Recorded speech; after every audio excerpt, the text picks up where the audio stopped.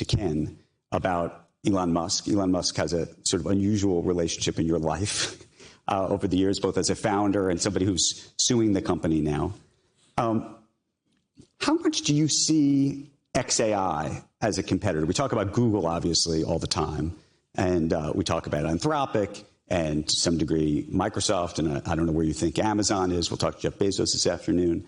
But how do you see that? They're a competitor. Do you think of them as one of your biggest competitors? I mean, it appears that they are coming on super strong. Yeah, I assume they'll be a really serious competitor. Did you expect that? Yes. You did? Yes. And what are they doing? And what are they doing? And how have they been able to literally spin up a company that feels, I'm not claiming it's comparable to what you're doing, but getting super close, super fast? Meaning, what is that? Well, a lot of the models at the frontier are all pretty close now. But certainly tremendous respect for how quickly they built that data center. Is that, by the way, do you fear that all this becomes commoditized as a result? I mean, if it seems like, I'm not saying anybody can do it, but it just seems like, what is your advantage? And by the way, what is your disadvantage?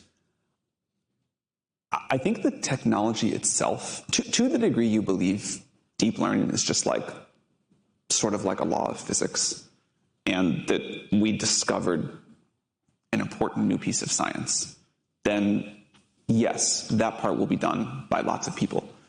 Everybody has their analogy for what AI is like.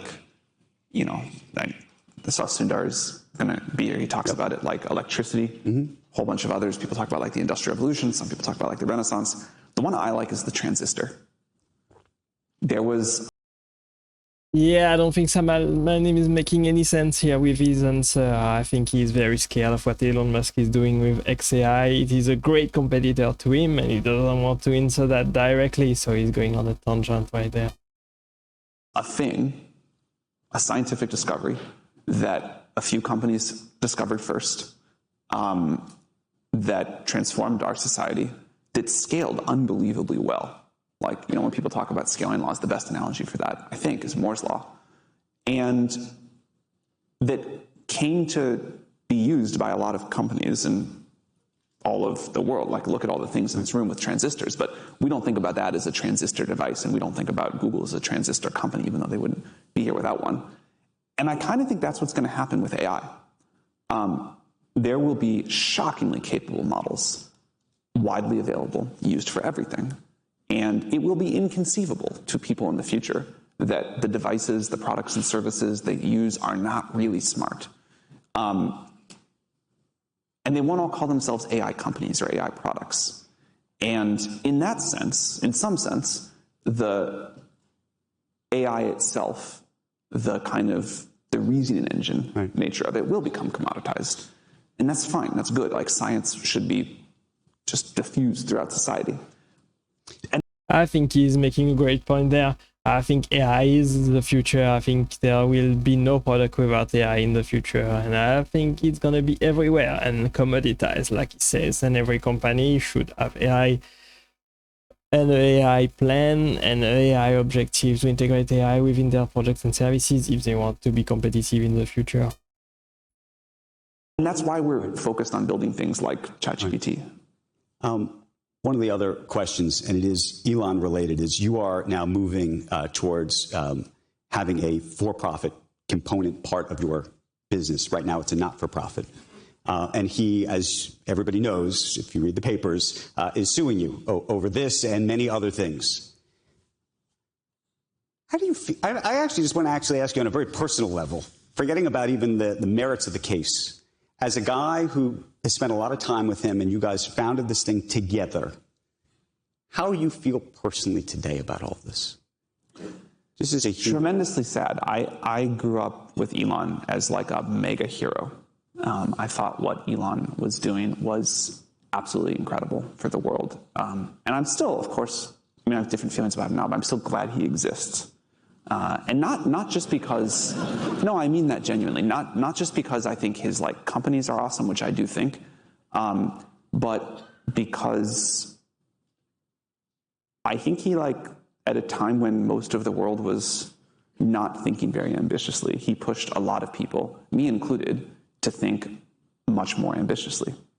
And And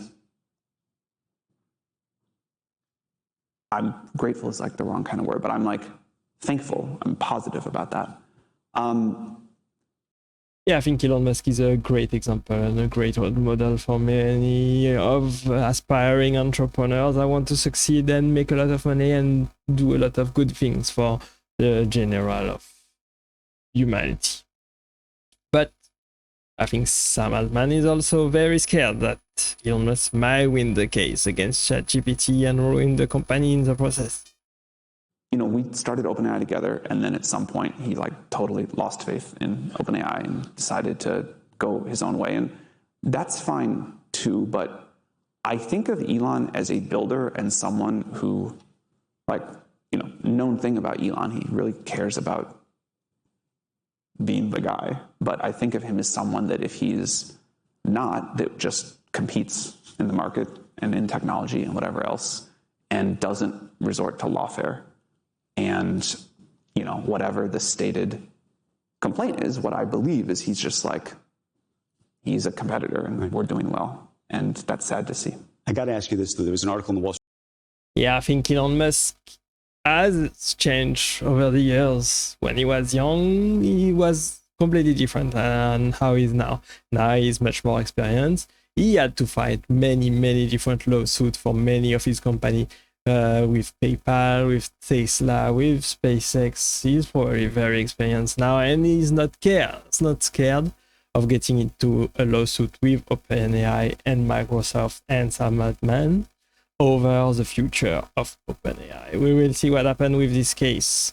We will see how it unfolds and cover it all on this channel. So thanks for watching and staying with me for this video. I really appreciate you being there. Click right there so that you can watch the next video, and I will see you there. Bye bye.